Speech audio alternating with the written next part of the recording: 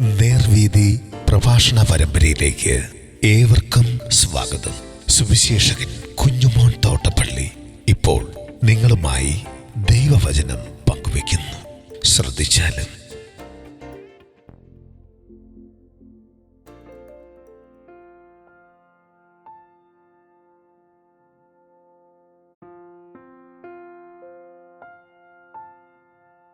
നിങ്ങൾക്കും ശിഷ്യരാകാൻ മനസ്സുണ്ടോ? ദൈവനാമത്തിന് മഹത്വമുണ്ടാകട്ടെ. യോഹന്നാൻ സുവിശേഷം 9-ാം അധ്യായത്തിൻ്റെ 24 മുതൽ 27 വരെയുള്ള വാക്യങ്ങൾ ഞാൻ വായിക്കുന്നത് ശ്രദ്ധിച്ചാലും. കുരുടനായ മനുഷ്യനെ അവർ രണ്ടാമതും വിളിച്ചു, ദൈവത്തിന് മഹത്വം കൊടുക്കുക, ആ മനുഷ്യൻ പാപി എന്ന് ഞങ്ങൾ അറിയുന്നു. അവൻ പാപിയോ അല്ലയോ എന്ന് ഞാൻ അറിയുന്നില്ല, ഒന്നറിയുന്നു, ഞാൻ കുരുടനായിരുന്നു, ഇപ്പോൾ കാണുന്നു. അവർ അവനോട്, അവൻ നിനക്ക് എന്ത് ചെയ്തു? നിന്റെ കണ്ണ് എങ്ങനെ തുറന്നു എന്ന് ചോദിച്ചു. അതിനവൻ, ഞാൻ നിങ്ങളോട് പറഞ്ഞുവല്ലോ, നിങ്ങൾ ശ്രദ്ധിച്ചില്ല. നിങ്ങൾ വീണ്ടും കേൾക്കാൻ ഇച്ഛിക്കുന്നത് എന്ത്? നിങ്ങൾക്കും അവൻ്റെ ശിഷ്യരാകാൻ മനസ്സുണ്ടോ എന്നുത്തരം പറഞ്ഞു.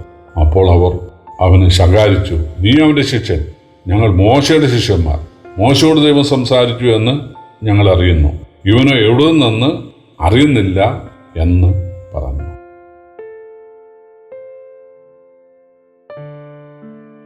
പ്രിയപ്പെട്ടവരെ, കുരുടനും ഒരുപക്ഷെ ഭിക്ഷക്കാരനും ആയിരുന്ന, ജന്മനാ കുരുടനായിരുന്ന അപ്പനെയോ അമ്മയോ സഹോദരങ്ങളെയോ മരങ്ങളെയോ മൃഗങ്ങളെയോ മത്സ്യങ്ങളെയോ വെള്ളത്തെയോ ഒന്നും കാണാൻ ഇതുവരെ കഴിയാതിരുന്ന, കേവലം ശബ്ദം മാത്രം കേട്ടുകൊണ്ടിരുന്ന, സ്പർശനത്തിലൂടെയൊക്കെ മാത്രം കാര്യങ്ങൾ ചെയ്തുകൊണ്ടിരുന്ന ഈ മനുഷ്യൻ, ഇത്രയും വർഷങ്ങളായിട്ട് ഞെരുക്കത്തിലൂടെ കഴിഞ്ഞുകൊണ്ടിരുന്ന ഈ മനുഷ്യന്, അവന് മനുഷ്യരെ കാണാൻ, ലോകത്തെ കാണാൻ, ഭൂമിയെ കാണാനൊക്കെ ഇപ്പോൾ ഇടയായി. യേശുവാണ് ഒറ്റ വാക്കുകൊണ്ട് അല്ലെങ്കിൽ ഒരു പ്രവൃത്തി കൊണ്ട് അവന് സൗഖ്യം നൽകിയത്. അപ്പോൾ അതായത് യേശുവിൻ്റെ എതിരാളികൾ അവനോട് ചോദിച്ചു, നിനക്ക് എങ്ങനെയാണ് സൗഖ്യം നൽകിയത്? യേശു എൻ്റെ കണ്ണിൽ ചേറ് പൂശി ശിലോമ്പളത്തിൽ കഴുകാൻ പറഞ്ഞു. ഞാൻ പോയി കഴുകി, എനിക്ക് നന്നായിട്ട് കാണാം. അപ്പോൾ അവർ പറഞ്ഞു, ഇന്ന് ശബത്താണ്, ശബത്തിൽ വൈദ്യം ചെയ്യാൻ പാടില്ല, അതുകൊണ്ട് അവൻ പാപിയാണ്. യേശു ചേറ് ഉണ്ടാക്കി അവൻ്റെ കണ്ണിൽ പൂശിയത് വാസ്തവത്തിൽ മനഃപൂർവ്വമായിട്ടാണ്. വേണേ ഒരു വാക്ക് പറഞ്ഞാൽ മതിയായിരുന്നു, സൗഖ്യമാകാമെന്ന് പറഞ്ഞാൽ ആവും. പക്ഷേ യഹൂദന്മാരെ സംബന്ധിച്ച് അവർ വിചാരിക്കുന്നത് ശബത്തിൽ ഒരു നന്മയും ചെയ്യരുതെന്നാണ്.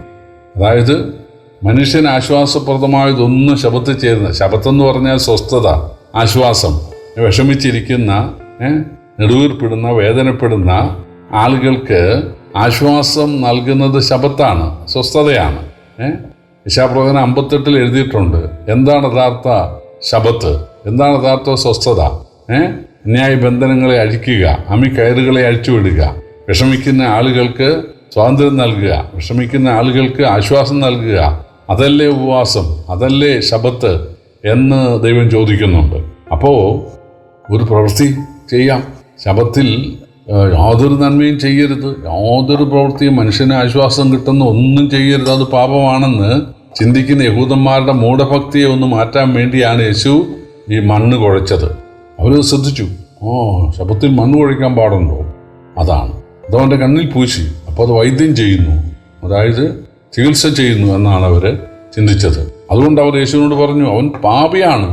ആ മനുഷ്യൻ പറഞ്ഞു, അവൻ പാപിയോ നല്ലവനോ ഒന്നും ഞാൻ അറിയുന്നില്ല, ഒന്ന് ഞാൻ അറിയുന്നു, ഞാൻ കുരുടനായിരുന്നു, ഞാൻ കാണുന്നു, എനിക്ക് യേശുവാണ് സൗഖ്യം എന്നത്. അവനെക്കുറിച്ച് നിന്റെ അഭിപ്രായം എന്താണ്? അവനൊരു പ്രവാചകനാണ്, തീർച്ചയായിട്ടും ദൈവത്തിൻ്റെ അംഗീകാരമുള്ള ആളാണ്, അല്ലെങ്കിൽ ഇങ്ങനെ ചെയ്യാനായിട്ട് സാധിക്കുകയില്ല.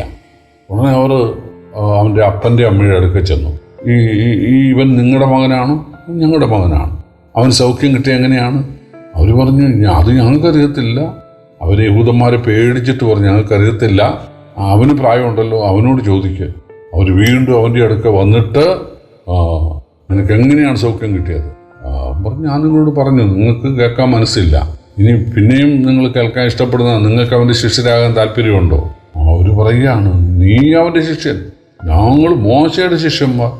മോശയോട് ദൈവം സംസാരിച്ചു എന്നുള്ളത് ഞങ്ങൾക്കറിയാം, ഇവനെവിടുത്തെന്ന് ഞങ്ങൾ അറിയുന്നില്ല, അതുകൊണ്ട് ഇവൻ പ്രവാചകനുമല്ല, ഇവൻ ശബത്തിലംഘിയായ ഒരു പാപിയാണ് എന്നാണ് ഇവർ പറയുന്നത്. പക്ഷേ ജന്മനാ കുരുടനായിരുന്ന മനുഷ്യന് സൗഖ്യം ലഭിച്ചു കഴിഞ്ഞപ്പോൾ എല്ലാവരും സ്വസ്ഥതയും ആശ്വാസവും അനുഭവിക്കുന്ന ശബത്ത് ദിവസം അവനൊരു സ്വസ്ഥതയുമില്ലാതെ ആളുകളോട് സഹായിക്കണമേ എന്ന് പറഞ്ഞ് ഭിക്ഷ തെണ്ടുന്ന ആ മനുഷ്യന് കാഴ്ച നൽകി ആ കുടുംബത്തിന് സന്തോഷം നൽകിയ സമയത്ത് അത് ഉൾക്കൊള്ളുവാൻ, അത് അംഗീകരിക്കാൻ മനസ്സില്ലാതെ യേശു പാപിയാണെന്ന് പറഞ്ഞ് യേശുവിനെ ഉപദ്രവിക്കാനാണ് അവർ ശ്രമിച്ചത്. പക്ഷേ ധൈര്യത്തോടെ അവൻ പറഞ്ഞു, ഞാൻ അവൻ്റെ ശിഷ്യനാണ്. പ്രിയപ്പെട്ട ഒരു യേശുവിനാൽ ഇതുപോലെ ആത്മീയ കാഴ്ച ലഭിച്ച ആളുകൾ പുറമേ കുരുടരായിരിക്കാം, പുറമേ ദരിദ്രരായിരിക്കാം, അല്ലെങ്കിൽ പുറമേ എന്തെങ്കിലുമൊക്കെ വൈകല്യങ്ങൾ കണ്ടേക്കാം, പട്ടിണിക്കാരായിരിക്കാം, 3 നേരത്തെ ഭക്ഷണം 2 നേരത്തെ ഭക്ഷണം പോലും കഴിക്കാനില്ലാത്തവരായിരിക്കാം. എങ്കിലും യേശു തൊട്ട ആളുകൾ, യേശുവിനാൽ ആത്മീകമായ വെളിച്ചം കിട്ടിയ ആളുകൾ യേശു ദൈവമാണെന്ന് ആരെയും കൂസാതെ അവർ പറയും. അവർ യേശുവിൻ്റെ ശിഷ്യരായിട്ട് ജീവിക്കുവാൻ തയ്യാറാകും. അതാണ് കർത്താവ് നൽകുന്ന ഈ വ്യത്യാസം, കർത്താവ് നൽകുന്ന ഈ ശക്തി. കർത്താവിൻ്റെ വലിയ നാമം വാഴ്ത്തപ്പെടുമാറാകട്ടെ.